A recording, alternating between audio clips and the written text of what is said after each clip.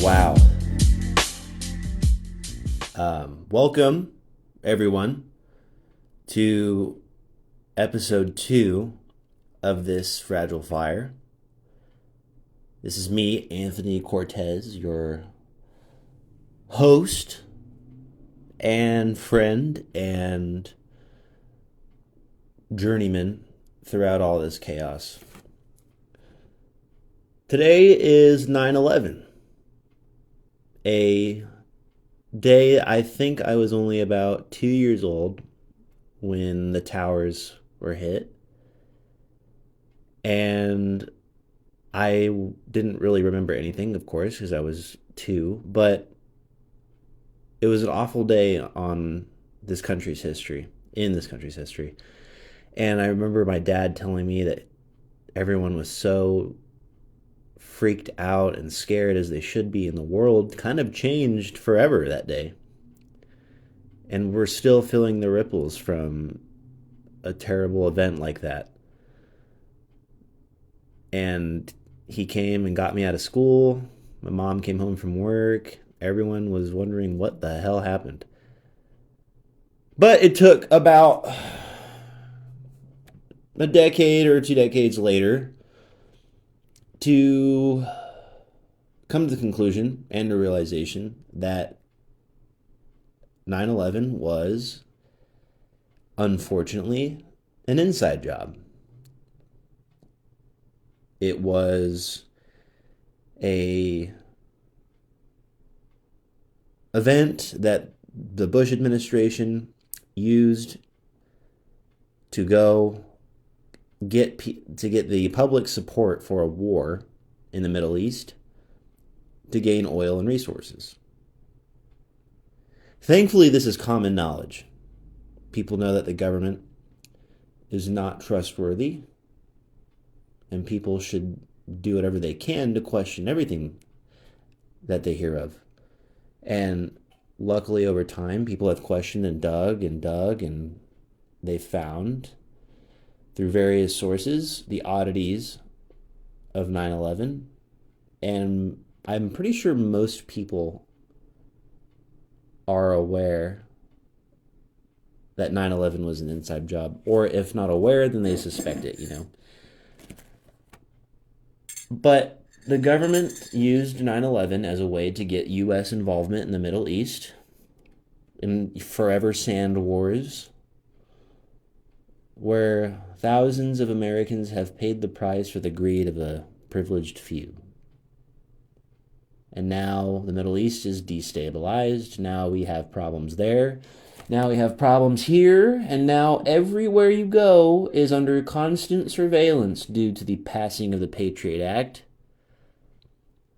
which was justified by the Bush administration after the terrorist threat. People have traded freedom for security, and those that do so deserve neither. And I'll tell you, you see parallels today, with the LA riots and ICE going in, pillaging whatever town they go through, essentially abducting, beating, and kidnapping people who are rightful citizens who have been here. And that, goes without saying, of course, there are illegal criminal offenders who have done awful crimes.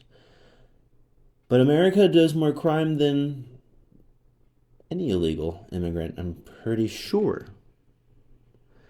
Don't quote me on that, but I'm pretty sure that the statistics currently show that crime in the United States, a small portion is caused by any type of illegal immigrant. And they're not even illegal, they're people here that are being taken. thrusted back into the hellscape that they came from. We do that to them. We do that to immigrants. People who farm our fields, people who work our labor, people who build our cities, thrown back into the hell that they tried to escape from. Now, that's all random shit that I'm going down because there's a lot going on in this head after this week. This week is only Thursday and so much has happened. Charlie Kirk is dead. Charlie Kirk has been shot at one of his Utah events and he's dead. Horrible wound to the neck. Died, I'm sure, I think it was hours later, if not sooner.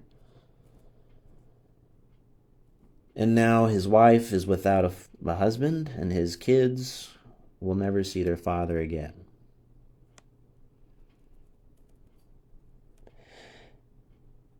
What's funny to me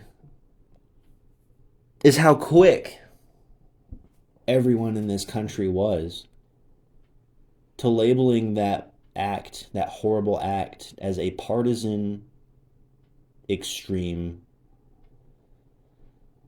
terror. People were quick to point fingers when the gunman and assailant weren't even identified yet, and he's still at large. As of today, we have some pictures of what he looks like, but he's still at large. We don't know his motives yet, his true motives, as of now. But the country was so quick to point fingers at the other side. And it's disgusting to me because when Charlie Kirk was announced dead, the right used him as a martyr for their cause to further their own ends and justify their aggression. The right, the conservatives, they proclaim, oh, the death of the moderate right, which in reality I'm sure is true, unfortunately. Because now what you're going to see is a hyper-exacerbated, polarized nation and electorate fighting each other and at each other's throats. So the right used this as an excuse to stoop to violence and bold, radical claims against the left. Mind you, the gunman's motives are not known. And the left, the extreme left, that is, rallied on social media to celebrate the death of Charlie Kirk, to celebrate the death of a father and husband, a man, a person, a soul. Agree with him or not, they rallied behind each other to cheer for the death of Charlie Kirk. Now, say what you will, but I think that's in bad taste. If you're a decent human being, you would also say that that's in bad taste. It's horrible. It's a reflection of your own character. If you are able to look yourself in the mirror and say, I am okay with death and murder, you need to examine yourself, really. But also, those on the right, if you are okay with taking someone who openly trivialized and has there's countless videos of him doing it, who trivialized the terror that the Palestinians are facing in Gaza, the starvation of children, saying it's not Israeli propaganda, but left-wing propaganda, that Israel is somehow not to blame for the mass atrocities that are happening over there. If you're able to make someone a martyr who says that being gay is an error that needs to be corrected, if you're okay with having a martyr for someone who says that it is okay to allow his 10-year-old daughter at the time and to carry a child and have the child if she was raped. Horrifying scenario. If you're okay with someone being a martyr for you that has some pretty dangerous and irresponsible opinions, then you need to examine yourself. You need to examine yourself if you are supporting violence and furthering the division of this country. You, when you go get on that phone, your safe little box, and you proclaim obscenities from your little Twitter accounts, TikTok or Instagram, calling for the death of people and excitement for violence and war and conflict, you are a part of the problem. And you are an enemy to stability, to love, to peace, to kindness, to humanity.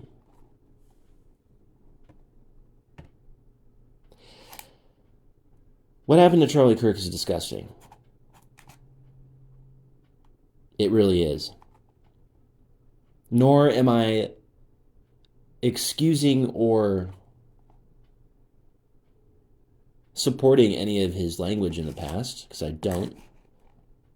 It's rather unfortunate, actually, of the things that he said, because it makes justifying his rhetoric as anything hard or impossible, because it shouldn't be justified, the things that he said. But ultimately, someone died for their opinions. You may not agree with them, but someone died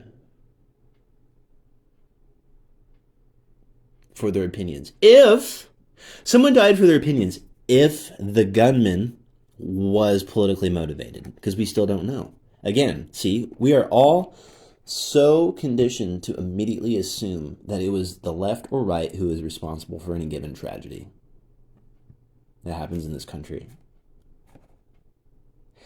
We forgo the facts. We forgo thinking for 5 seconds.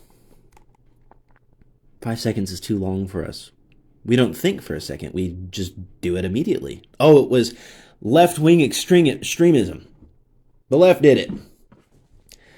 They want a civil war. The left hates white people and wants a civil war. Sure, I'm sure there are a very limited amount of extremists on the internet, as we're anywhere, you know. Or you could be extreme left and be, like, you know, Charlie Kirk was a fascist pig. Nazi. Deserved to die. Teehee. No good. That's no good. No good. We've forgotten to be human to each other in crises like these. We've forgotten to love one another. We've forgotten to have compassion, understanding, temperance, patience. We need patience and love and unity and peace in this country. It is so heartbreaking that things like this happen and we are immediately and instinctually driven to violence.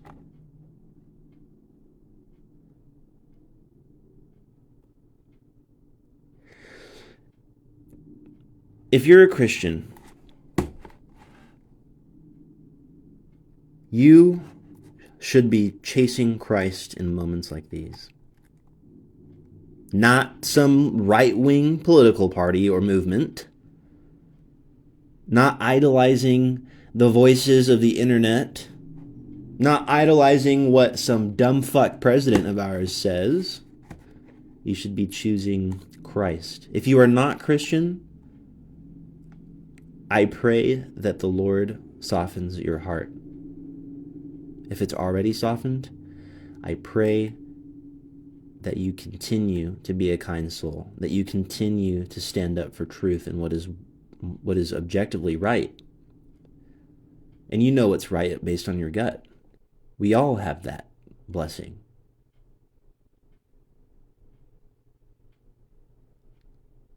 Christ commands us all to love each other deeply as he loved us.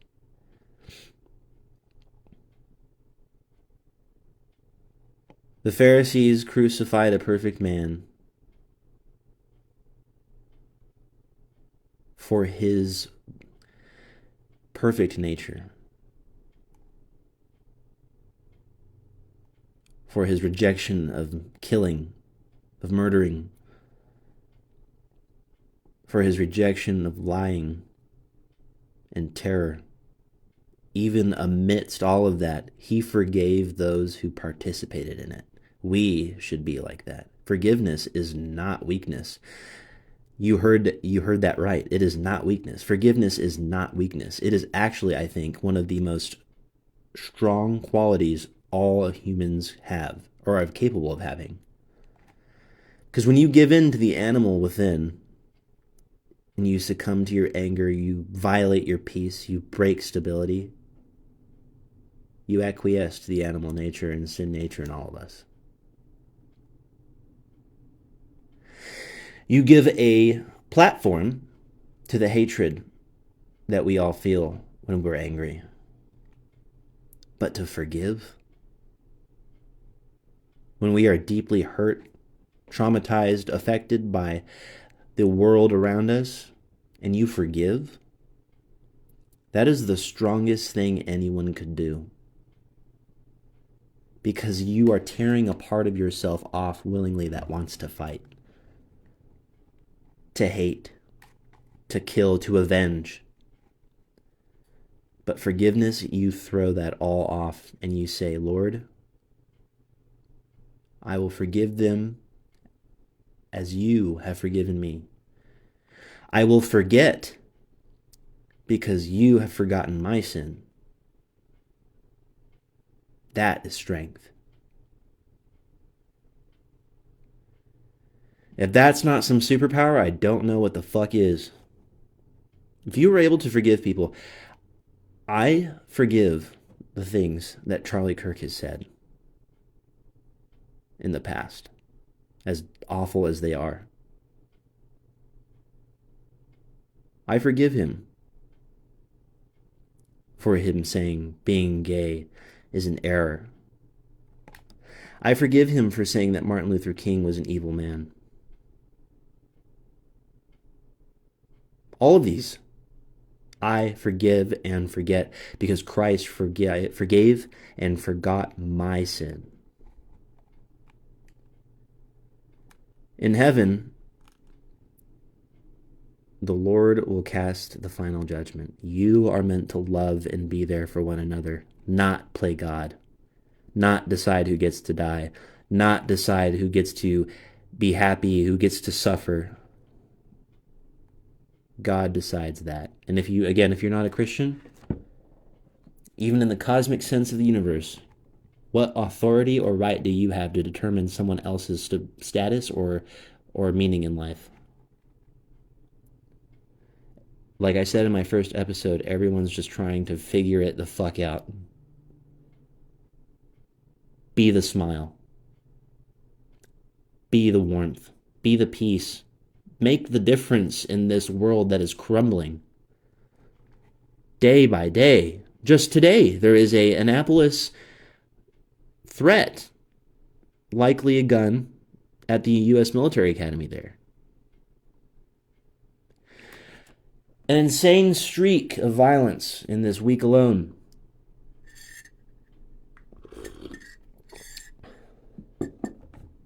It's tragic what's going on. We should not be focused on being at each other's throats. We should be doing what Christ even would command us to do, and that is to hold the powers that be accountable for their actions. Meanwhile, the left and right, two stupid ideological limitations that we've constructed, while they kill each other and argue relentlessly online like children, The media, CNN, Fox, MSNBC, they instigate and pour and make claims and what have you. And we eat it all up. They enjoy it. They love seeing us kill each other. They love seeing us disagree. Because once we're divided, we can be conquered. We're distracted. We love to find the enemy and point fingers. But we're forgetting. We're forgetting the very group of people who love all of this, who start all of this. The media. The government. The billionaires.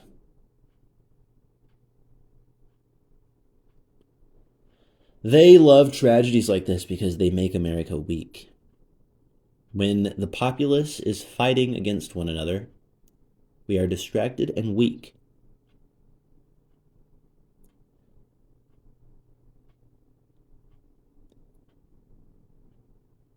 I'll visualize it to you like this. If for some reason that's still hard to understand. If America is a artillery piece, right? And we are firing, we are good to go, we are strong. And in the moment, if there is disagreement, and we're able to quickly put it behind us, it's great, right? We keep firing at the enemy. But the moment that we have a discourse on hate for one another, we stop our loading to yell. We stop our firing to get the one up. We start punching. We start hurting. Who's manning the artillery? Who's manning the country? No one, because we're not paying attention. And the enemy comes up over that hill, and we're distracted, fighting each other. We're easy grabs, pickings. We're done. If an artillery crew is distracted in the field of battle, they're effectively useless. If a population is distracted with killing each other over polarizing topics made polarized by the media, we are effectively useless as a country. Because the powers that be are free to do whatever they want when everyone else is fighting each other. The Trump administration is not helping. That goofball in the White House is making Charlie Kirk a martyr and giving him the Medal of Freedom. Saying that the radical left, saying that Charlie Kirk was this hero, vilifying those who are liberal or on the left, and abandoning all hope of any peaceful discord.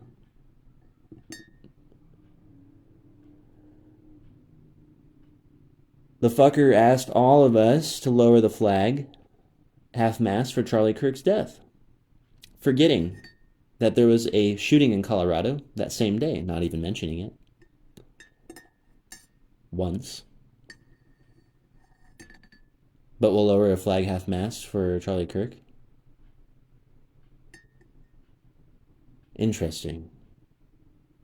It seems like somebody really wants to make a martyr out of someone, like him or not, but to distract us all. To make a big deal out of this event. It is a big deal, right? But in his way, in Trump's way, to make a big deal out of this event so that people can stop paying attention to the Epstein case.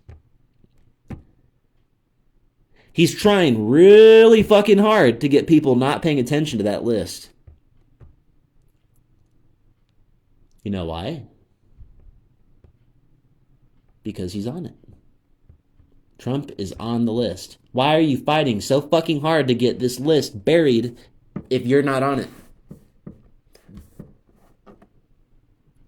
A response tells a lot about someone.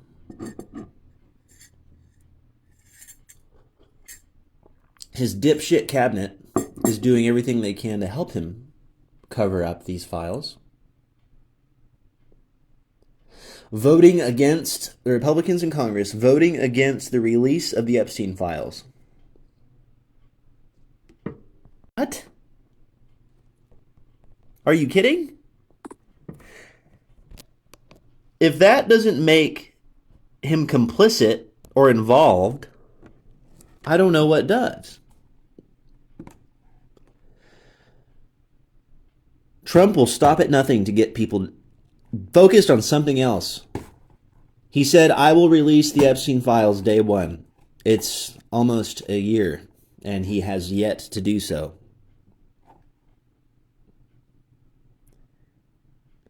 A liar, cheat, con artist, pedophile, and a criminal. Until he proves otherwise and releases the list, even then it will be hard to trust because they had all this time to redact names and scrub. Release the files.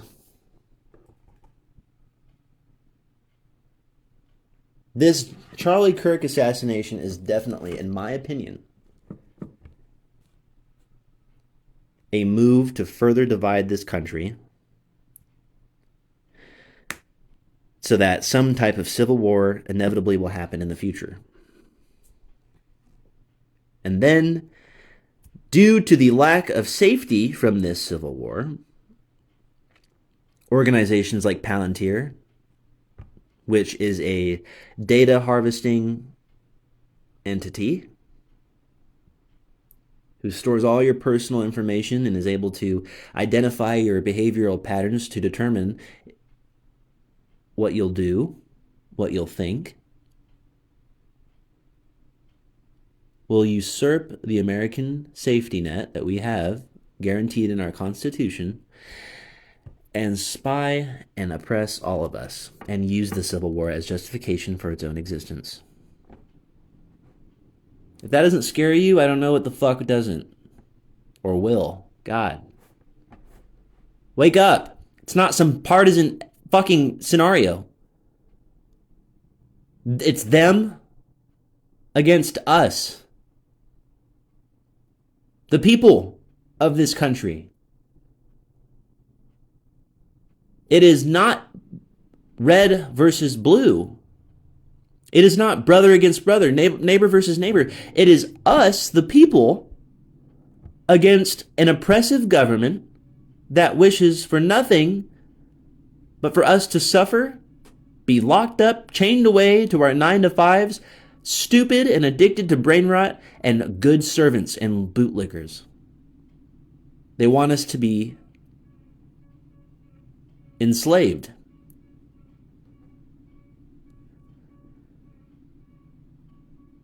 If you can't fucking see that, then I don't know what to do for you. It is not some stupid boomer issue of, oh, the liberals are coming after us. Oh, the right is coming after. Like, what? Huh? Open your fucking mind. Broaden your mind. Stop fighting each other and look up at the sky. Look up who's above you. Look around. This is a circus to them.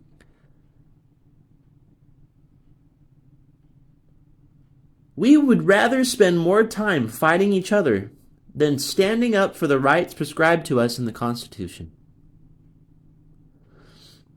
Thomas Jefferson famously said,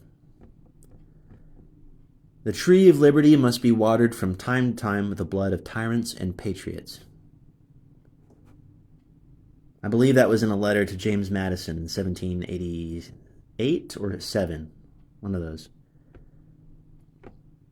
The tree of liberty must be watered from time to time with the blood of tyrants and patriots. Now, out of context, that might seem like violence or advocating for violence. Which, yeah, it well could, you know. But what it really means is creating awareness. Standing up against the oppression, the usurpation, from the government and this administration. Protesting, actively, constantly, never ending, peacefully, mind you, because then you give the enemy, the higher ups, the media, ammunition to use against us. It means being aware of what's going on. It means looking beyond the veil of red versus blue. It means coming together and standing with each other, white, black, Hispanic, Asian, Pacific Islander, all across the globe, all peoples, all races, all sexual orientations, everybody that's human and bleeds red, stand together and unite against the forces of terror and darkness. America is capable of becoming the land that we wished it to be. The land that we were told as kids, this is what America is.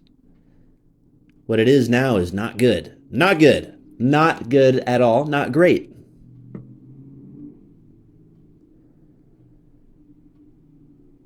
But you can only do and achieve things when you work hard for it. And if people really care about living in a stable society,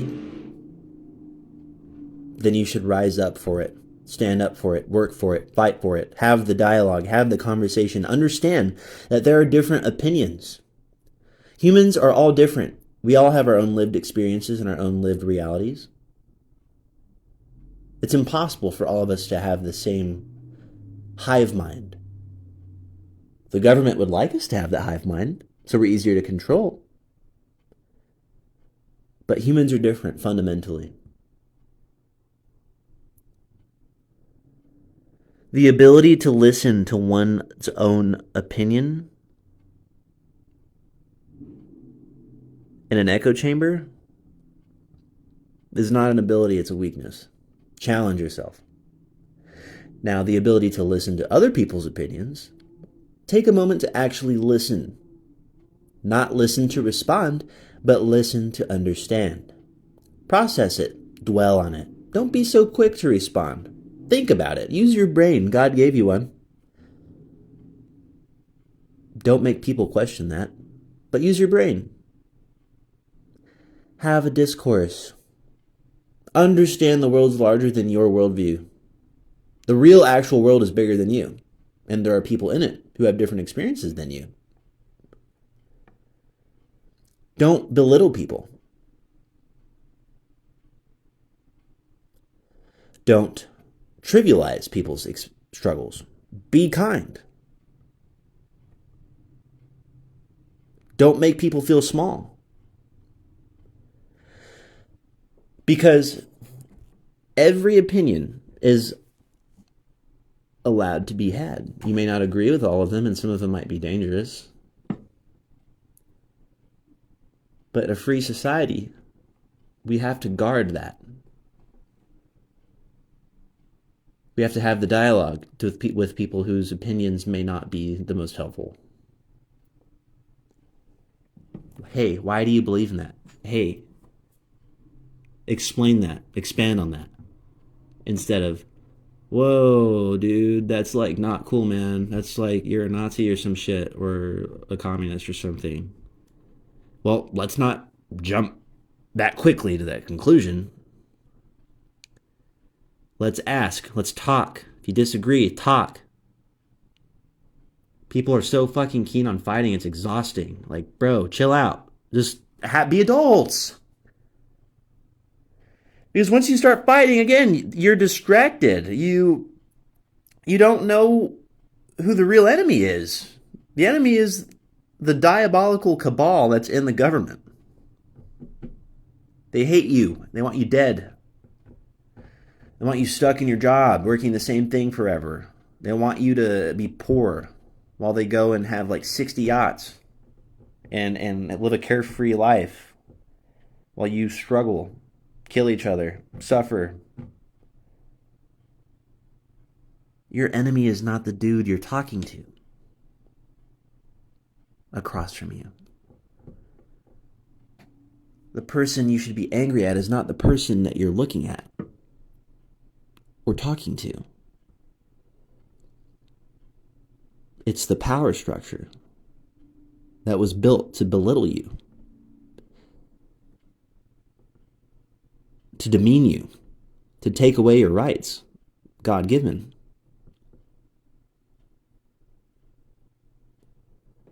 Those rights can be listed, but to take your dignity away. This White House is doing that. The world is doing that. Israel is doing that. China, Russia, the world. You can start change and be the change by remembering to be kind, to be human, to treat others like a human, to not fixate on what color someone is, to not fixate on what they're attracted to or who they're attracted to, or where they come from, what they have and what they don't have. They bleed the same as you. So grow the fuck up and have the dialogue. Take that ego of yours and smash it against the wall. Open those ears. Open that brain. Open your mind, your soul. Politics are never going to go away in human existence. It's just the way things are. From the moment that two cavemen decided that they both wanted the same log for their fire, and now they had to debate over who gets it. Even in the Bible, arguments, the beginning of civilization, Cain and Abel. Politics will never go away. But it is how we conduct politics that matters the most. We can be like 1930s Germany and fight each other. Or we can be like gentlemen and women, having an intelligent discourse over our shared experience on this planet and understanding that we're all human, made perfectly and wonderfully by our Creator. And if you're not Christian, I pray that the Lord softens your heart and appeals to you, that you open your heart. And if you can't do that, that's okay. I'm going to continue to pray for you. If your thing is the universe and the cosmos, you were made perfectly at this chance in the timeline. You are here, and you, by that fact alone and statistic, have a responsibility to make the most out of your life. And what better way to do that than to share your existence with people around you and love on people? Christian or not, whatever you believe in, this life is too short to throw it all away with hate and violence. This life is too short to care about what president we have, to care about what party he belongs to care about who done it. Heal. Love. Focus on your life and what you can do to better this world. Be the smile. Again, like I said, be that smile. Be that love. Be that dignity. Be that help. Greet someone while you're walking past them. Shake someone's hand. Help someone in a wheelchair across the street. Today I was at Walmart buying some stuff. Buying my pumpkin spice candles because I love them. I was at Walmart and I saw a guy in one of those electric scooters. And he was stuck on that little like perforated braille looking yellow thing. And I offered to help him. As I was walking to him, he got himself unstuck, but it felt good. It felt great helping someone. Remember that we have a responsibility to love on each other, not acquiesce to terror and violence. We have a duty in this country to move forward from all of this with love and compassion for other humans, even if we don't agree with them or not. Even if they validate our life experiences, even if we think that they side with us, whatever is going on in this world, we need to move forward with compassion. And sure, there's always going to be violence. There's always going to be terror. There's always going to be some kind of horrible thing taking place, but we can be the difference. We can be the force for change that helps at least start the healing process for this country, for the world. Salvation doesn't lie in political parties. Salvation doesn't lie in left or right. It lies in the heart. It lies in Christ. It lies in your own value. It lies with you.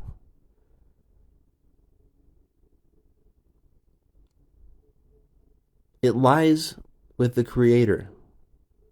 It lies with Christ. You can control what you do right now. Why not spend your time on this earth making it great? Doing what you can to fight for good. To give a voice to the voiceless. To help the poor. To help the marginalized and the oppressed. To affirm the humanity in people. I think that's a good use of time and resources. And if it means, people turn away from me or call me weak or call me stupid or call me ignorant just because I wish to support justice, humanity, and the good nature within the heart that we're all capable of achieving, I'll die on that hill. I am not going to stoop down to partisanship. I am done with that life. I used to be so conservative and so right-leaning, and I used to be a Trumper too. Not anymore. A lot in this life has opened my eyes. Meaning doesn't derive from the political spectrum that you lay in. Meaning lies in your own life experience. It lies in your heart and who you love, what you value, the gifts you have. And don't get me wrong, stepping away from the partisanship and supporting humanity doesn't mean being weak or sidelined or letting people walk all over you. It means holding each other accountable to a higher standard, and our government and our leaders. And right now we don't have good leaders. We don't have a good government. We don't have a good world. It is our job as the people who inhabit it to make it better. To always try and make it better. When you hand out that coffee to someone, smile at them. Say something nice to them. Love them. When you're stocking groceries or stocking anything, help out someone who's having trouble. Greet somebody. When you're alone, call your parents, call your family, call your friends. Call up somebody random that you just met and say, hey, let's go hang out. Make someone's day. Be the change. And it starts with small things like that. I'm so fed up with how people will stop at nothing to make everything political, to idolize politics and put it above conversation and discourse. And people will clap back at me and say like, "Oh, well, people don't want to have the discourse. It's over. People are like ready to fight. Party X is responsible for." Shut up. Shut up. Be an adult and be the bigger person. Be the bigger person. Stop fighting. Stop arguing. Don't be the person to stoop down to that level, be the animal, and then be just as guilty as the same crime that they are guilty of. You think you're going to feel better? You won't. Trust me. What is gained in violence compares not to what is lost in heart.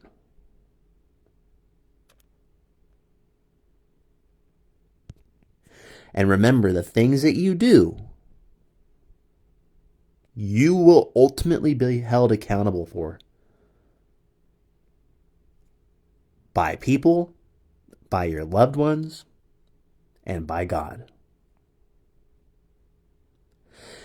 And what's even funnier to me are like the Christians who are out there like promoting retaliation and violence after the death of Kirk and all of this stuff happening in the world right now. They're on board with the violence. Christians are on board with the violence. And it's usually like the same like closeted, closed-minded church people that are so afraid of like actual peace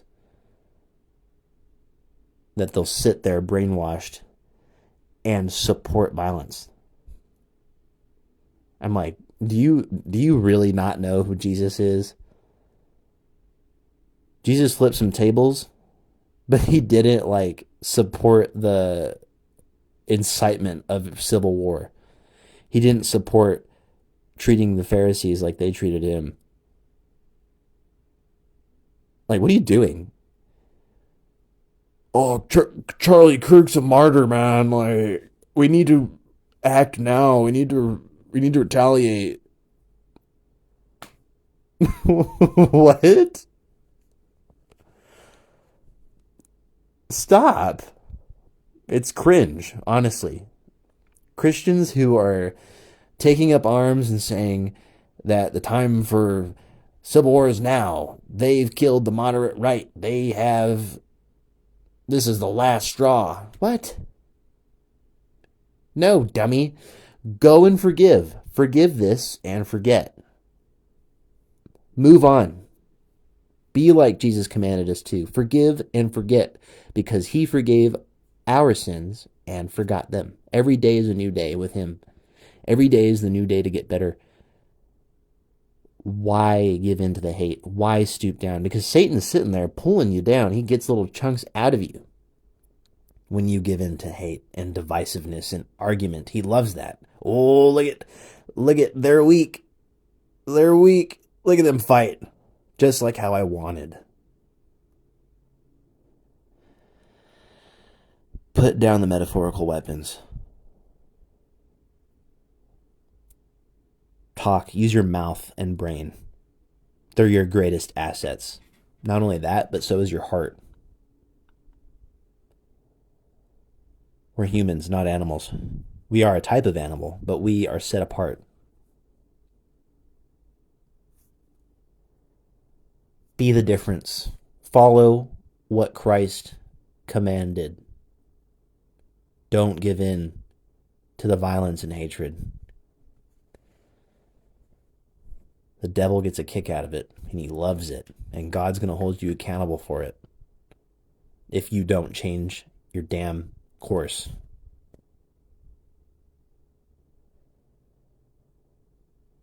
There's no right or left as humanity.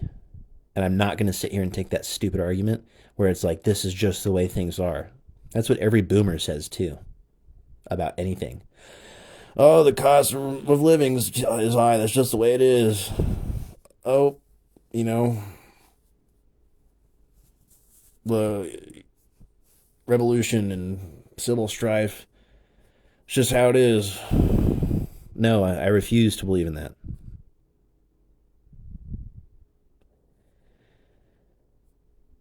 Inaction is complicitness. Silence is complicity. Speak out against the terror. Like hold the forces at B that are causing this violence, that are instigating this violence, that are stoking the fires of civil war, hold them accountable. Because we, again, like I said earlier, we are not meant to be fighting each other. We are meant to be taking that energy and directing it towards the forces that want us at each other's throats.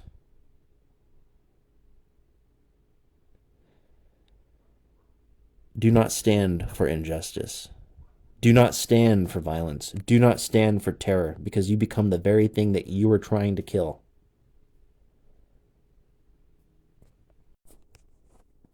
I'm so tired of this nonstop world of violence, of overstimulation that's used against us to get us hyped up, to get us angry, to get us ready to kill. I'm tired of it. I know all of you out there are too.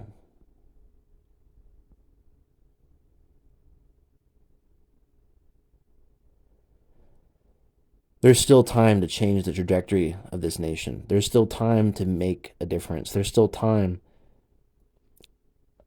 to hold back from changing the world as we know it, from watching the world change as we know it before our very eyes. We can still be humans. We can still support dignity. We can still support humanity and love and compassion for each other, left or right. And it's not even about that. Your life and being on this earth are separate entirely from the views that you have politically. Your worldview is a microcosm in the grander scheme of things. You will be okay. If people disagree with you, you will be okay. I can promise you that. The world goes on. And as it should be. It should. I mean, we're not trying to burn it down.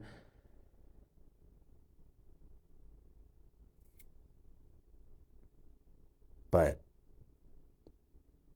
remember, if you take anything away from this, I would pray that you take away a call to be compassionate and a call to love, to stop the instigation, to stop the fighting, to understand that this is not a left or right issue, what's happening in this country. It is a human versus authoritarian issue. It is a freedom versus dictatorship issue. It is a liberty issue versus surveillance issue. It is us versus them at the top. Not with each other.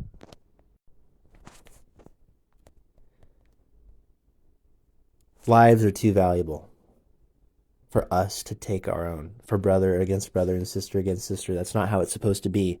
That's not what Christ wants for all of us. He wants us to come together in love and hold those accountable who have started this violence, to speak out against hate, terror, and injustice. What legacy will you leave behind? Will your kids, family, and friends remember you for being the one who loved, for being the one who was quiet when getting yelled at, for being the one who was able to be bigger when someone tried to get you to stoop lower? Who will you be remembered as? The one who loves, or the one who flames everything that they don't agree with? Will you be the one to fan the flames of civil war, or try to put them out before it begins and do your best? How do you want people to remember you? Because this life is very short. The Bible even says that like a fog, it vanishes quickly. It comes and goes. This life. Spend your time on this earth loving on your family. If you don't have a family, spend your time loving on your friends. If you don't have friends, spend your time loving on your significant other, your boyfriend, girlfriend. And if you don't have that, then love yourself. Because you can't even begin to show that kindness, that empathy, that love if you don't love yourself. And people that are broken and hurt will project that onto the world, clinging to whatever opportunity they see to drag themselves up out of the hole that they were in and make that their whole identity because they need something to fill their empty soul with. They'll use politics. They'll use hate.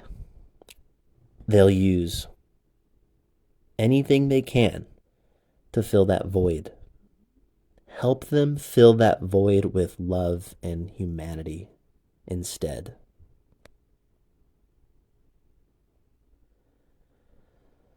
Because I don't want to live in an America that resembles pre-1930s Germany. I think anybody does. We beat the Nazis once. Why would we want them to come back again? And I'm not saying that like people that are out there are Nazis or whatever. There are some actual Nazis in this country, and that's a problem. No one's saying that's not. And people who are saying that's not a problem, you need to kind of re-examine your where you're at. Really, you do, because Nazism is not a good thing. Anyway, I'll leave you with this analogy historically. And knowing history is important because right now it's repeating itself and it's coming from a lack of knowledge in history. There's a parallel, okay? In the 1920s and 30s, there was a Nazi party member named Horst Wessel. Okay? Horst Wessel. He was a passionate Nazi, a loyal member of Hitler's party.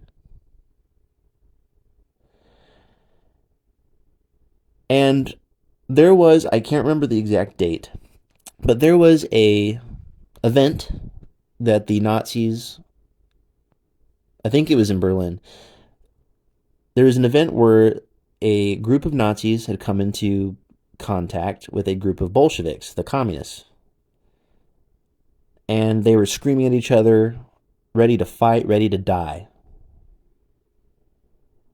In that fight, and I think it was from provoking each other, from slurs, things being thrown at each other.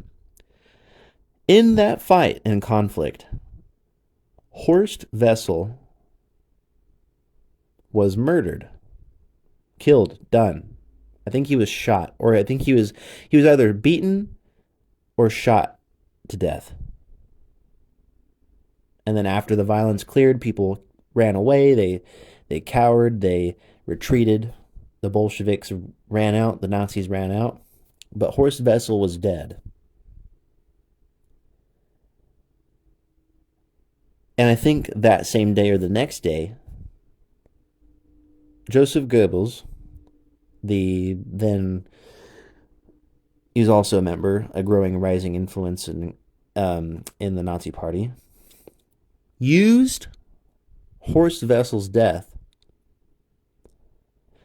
as a means to further demonize the communist left, the Bolsheviks in Germany.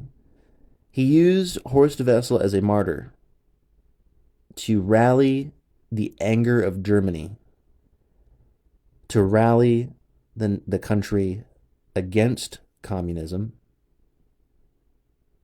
and just anyone on the left and get them imprisoned, get them killed, get them harmed, get them demonized. Horst Wessel's death, they used his death to demonize. Horst Wessel was the martyr of the Nazi Party at the time. This helped Germany to further its own aims, Nazi Germany to further its own aims, the Nazi Party to further its own aims, and eventually we get Hitler. Long story short. And I'm probably simplifying some stuff, but that's a real historical event that happened. The death of Horst Wessel and him being a martyr for the Nazi Party. I'm not comparing the right to the Nazi Party, but listen to what I'm saying. What I'm saying is that history has parallels. And when you get situations like this in this country, people forget about the bigger picture in the long term. They get outraged. They make someone their martyr, their rallying cry, and they go to violence. They justify their violence by using someone who died as an excuse to be violent, as their call to war, as people are saying on social media and the sphere of influence right now. People are using Charlie Kirk's death as a call to war, a call to arms, right against left. Sounds very familiar and similar to that situation with Horst Wessel. Be very, very careful with who you support. Be very careful about where you put your emotions. Be very careful who you're supporting, who you're getting behind.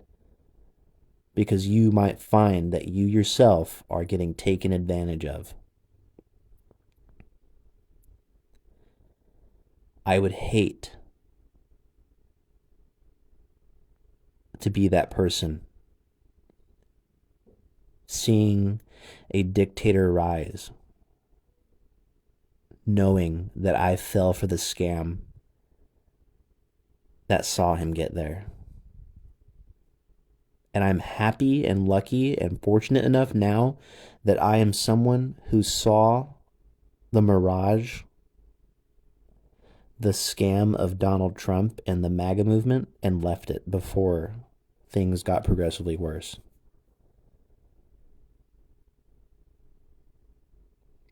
I used to support Trump, and I'm not going to hold myself and beat myself up for that, because my brain is different now than what it is now. My brain is different than what it is now. I was a different person, had different things that were important to me then compared to right now. But I'm not going to fall into the scam of politics and political parties. But if you feel so compelled and believe in things so fervently, I ask and beg you to be very careful what you get into. It is my recommendation that you forego all of it, and then you instead choose peace, love, forgiveness. You will find that it is quite liberating.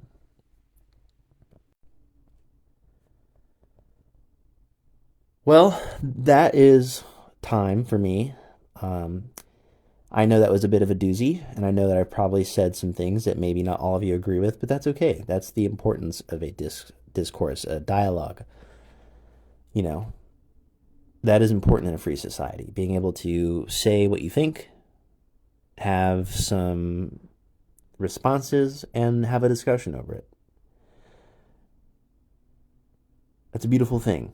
And I'm glad that we have that privilege before it gets taken away, and if it does, if we continue to stand up for good things.